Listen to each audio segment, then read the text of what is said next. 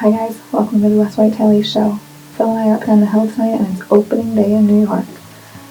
We're getting after the 9 point. It's about 60 degrees and we have a really light west wind. Right now we're tucked up in the redneck blind trying to contain some of our scent in this light wind, but he might not make it into bow range if he shows at all. He works his way kind of from the back tree line up to the scrape. So we're hoping that we can at least get a look at where he comes out of the woods so that we have some intel and can kind of make a better plan for a hang and hunt on a night with a better wind.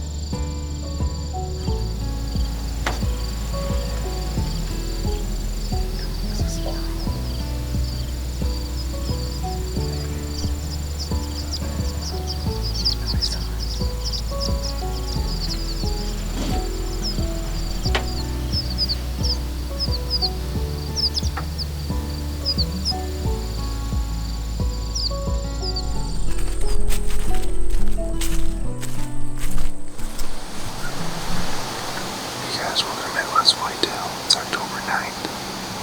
We're up on the hill tonight. I've got Louie with me. He's a good buddy from college. And we've been working for a while together. And I got a buck up here called Blade that we're after tonight. He's been pretty regular on this plot. We got a southeast wind. We're on the north side of the property.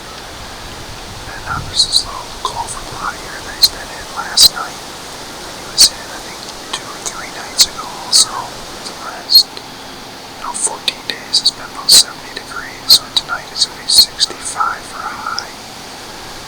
And now it's supposed to drop down into the mid-50s. So hang in there.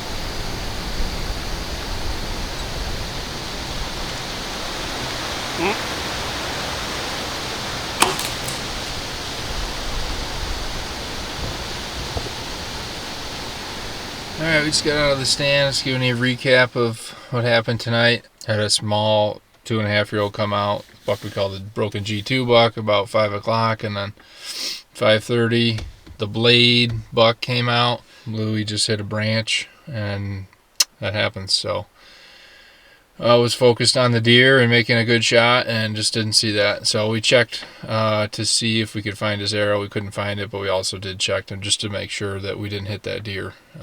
But replaying the footage, looks like a clean miss. So thanks for watching Midwest Whitetail East Show. Well, good morning and welcome to Midwest Whitetail. I'm Tabb Justus and I'm out here in Ohio for the first trip of the year. I just got back from a trip from Alaska where I was blessed to kill my first moose and my first caribou. So that was a great time. That was a trip of a lifetime, but I am now finally back in the saddle for whitetails. It is really warm, but my cameraman Mike Zager and I are gonna head out and we're gonna check some cards right now and come up with a game plan for this evening's hunt. So let's get started.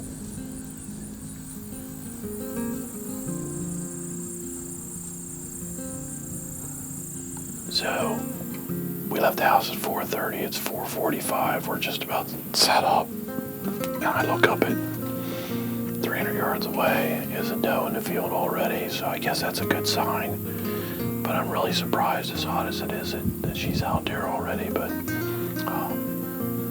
it's a doe and we're just gonna sit back. We've got all the windows open trying to cool it down in here. It's like 100 degrees. Hopefully the scent doesn't become a problem, but as it cools down a little bit, we're going to shut some of these windows up and try and contain our scent. But that's a good start to the first night. So we got a buck behind us.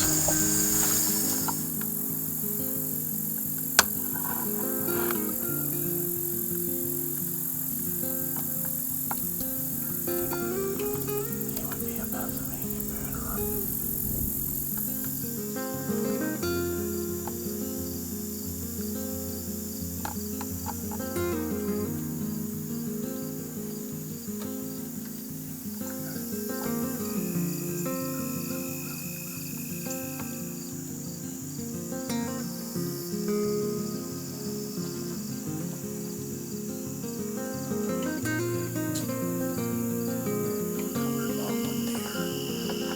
Shot a doe that was 15 yards from me, but she was like last year's fawn, so she was only like 70, 80 pounds. And we had lots of other deer around, and I just didn't want to chance it. But it's been a good night. We saw a couple of really nice bucks, but all of them stayed out. Well, that's it for our first night. We're going to give it another whirl in the morning. It is October 15th, so it's right in the middle of October, and we are going to one of our favorite blinds. It's called the Vineyard Blind because behind us used to be a vineyard. Last year I killed a pretty nice buck in here that we called Chubbs, and this year there's several good bucks in here. There's a big 8-point and a goofy 8-point. They are all mature deer and they're on the hit list. It's rained most of the afternoon, so it's about 5:08, a little later than we wanted to get out of here, but it's finally left up just enough for us to get in the stand. So we're gonna settle in, hope that the rain continues to lighten up, and that the deer just pow into the field. That's the plan. I hope somebody told them the plan.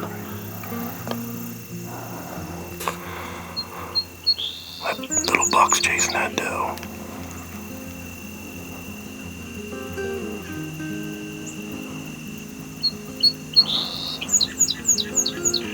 What in the world?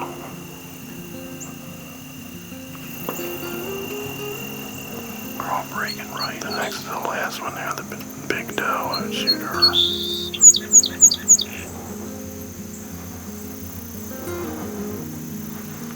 There's another deer in the lane.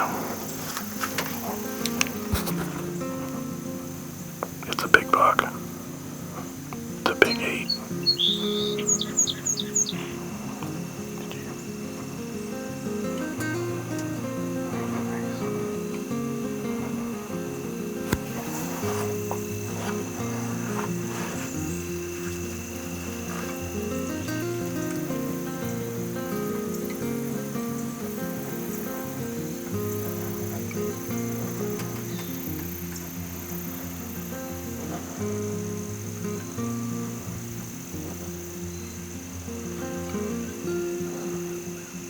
Easy there, Tiger.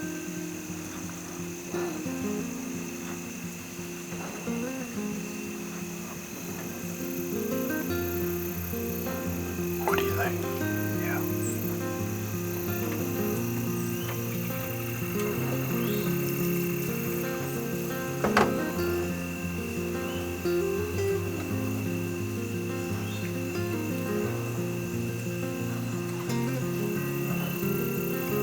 I think he's I think he's 4.5. Don't move. As much as I could kill him right now, I just think he needs one more year, put some more mass on. Well, guys, that was tough. I don't want to get too caught up on trophy hunting, but that is either a 3-year-old or maybe a 4-year-old at the tops, and he's not going to score well. I'd rather see my grandson Weston shoot that deer. That would be a buck of a lifetime for him. It was a good night when you have a buck at 18 yards of that caliber. Yeah, it was good. Good night. Thanks for watching.